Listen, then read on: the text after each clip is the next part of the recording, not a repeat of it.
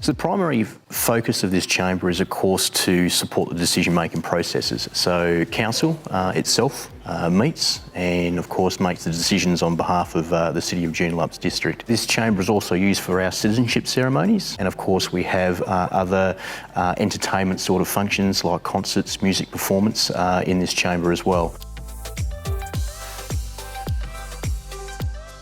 So council had an original voting system, an electronic voting system in here, and of course microphones, and of course a sound system in here as well.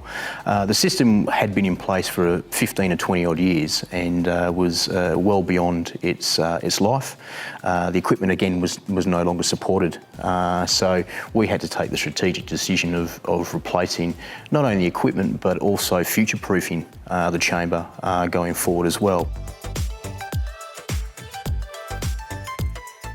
Probably the most important thing from my point of view was the acoustics and achieving really good speech intelligibility in this room. So the acoustics were really important, making sure we got that right, making sure we got really good vision into this system as well. And they had HD vision, they could see clearly the results from votes and from various documents that were going up. But also from a point of view, make something easy to use. Stuart came to us a year ago looking at this project, indicating it's an acoustically challenging environment. So when I looked at the plans, I decided I need to come and visit the venue first of all. The plans didn't really do it justice as to the shape. It was a bit overwhelming, I guess, to get a concept of the room.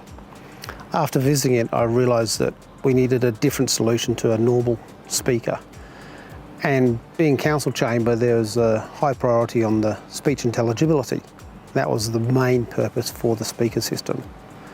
So after sort of evaluating the room, the acoustics and the requirements, the Martin O-line system popped into my head as being the perfect solution. So our design team used the Martin software to give us some predictions of the STIs and the coverage we needed, how many boxes and the approximate angles, so we could confidently then give Redfish an estimate.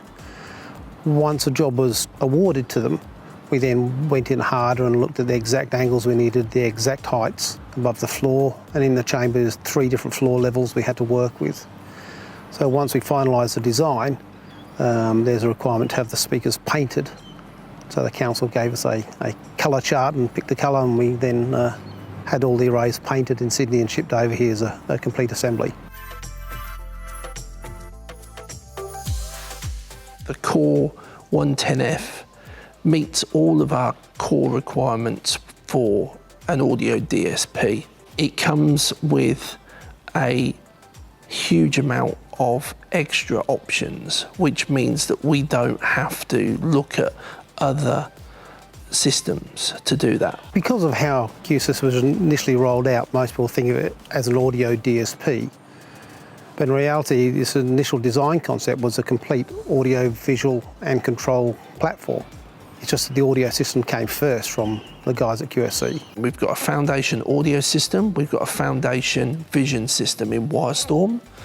QSC sits there as that audio system, but also manages through the control system the Wyrestorm system. Ease of use, of course, is always important, I think, in any sort of type of audio-visual project, and certainly one of this magnitude as well. So ease of use for not only the elected body, but of course members of the public as well was vitally important.